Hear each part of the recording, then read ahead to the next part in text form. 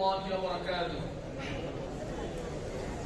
الحمد لله الذي أيد العلماء بعلوم الدين ورفع درجاتهم في أعلى عليين، والصلاة والسلام على سيد الأنبياء والمرسلين.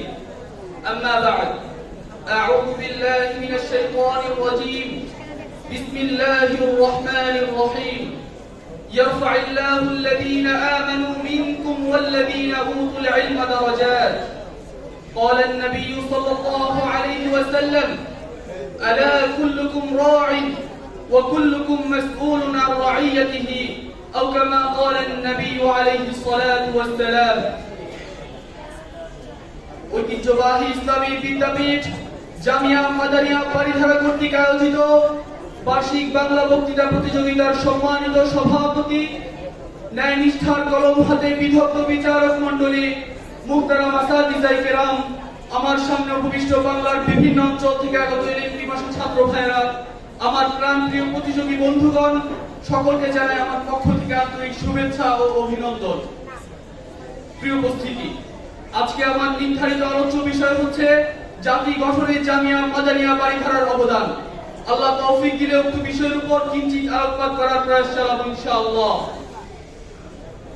প্রিয় সুধী, এই বিশ্ব পরিমণ্ডলে মনুষ্য সভ্যতার সাধারণ জীবন যাপনের জন্য প্রয়োজন অন্ন আর বস্ত্র, তবে উৎকর্ষ জীবন যাপনের জন্য অবশ্যই প্রয়োজন আল্লাহ প্রদত্ত আকলের সঠিক প্রয়োগ, আর তা সম্ভব একমাত্র ঐশী জ্ঞানের মাধ্যমে।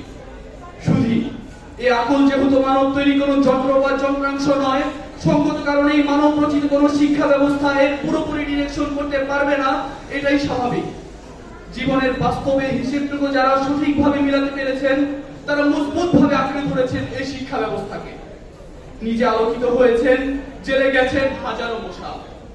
সেই মশালগুলো থেকে অতি প্রচলিত একটি মশাল হচ্ছেন শতাব্দীর শ্রেষ্ঠ রাহবার আল্লামা নূর হোসেন কাসিমি রাহমাতুল্লাহি আলাইহির হাতে গড়া জামিয়া মাদানিয়া বাড়িধারা।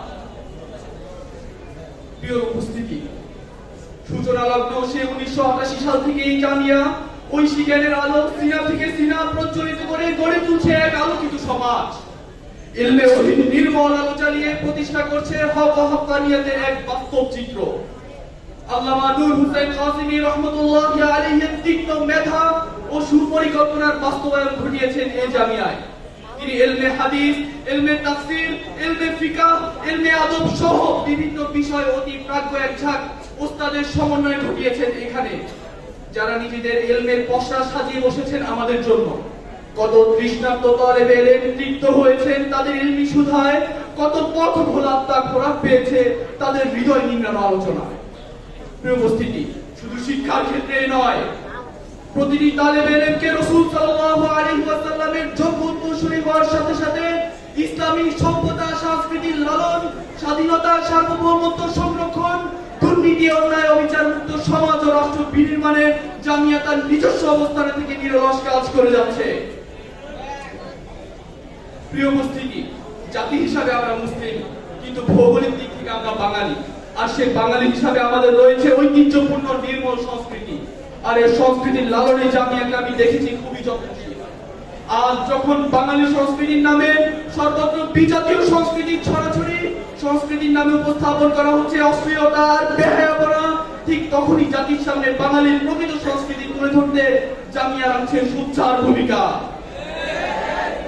তার ক্ষুদ্র উদাহরণ হিসেবে দেখতে পাই হলুদ ব্যানারে লাল লেখা নবীন বরণের মঞ্চে মানসিক রোগীদের নৃত্য পরিবেশনকে যখন নবীন বরণ নামে চালিয়ে দেওয়া হচ্ছে, ঠিক তখনই জামিয়া আয়োজন করছে সুস্থ মানসিকতার ভ্রাতৃত্বপূর্ণ নবীন বরণ অনুষ্ঠান।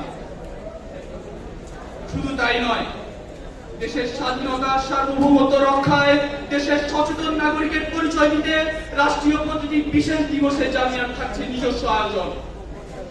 প্রিয় সুধী, 21শে ফেব্রুয়ারিতে খালি পায়ে শহীদ মিনারে ফুল দেওয়ার দ্বারাই যারা ভাষার প্রতি শ্রদ্ধা জ্ঞান করে থাকেন, আমরা তাদের দলভুক্ত নই। আমরা এর প্রতি পালন করি সারাটি বছর। জামিয়ার বাংলা সাহিত্য মজলিস, যার জ্বলন্ত প্রমাণ ও আজকের বাগ্মীদের এই মঞ্চায়ন তারও একটি অংশ।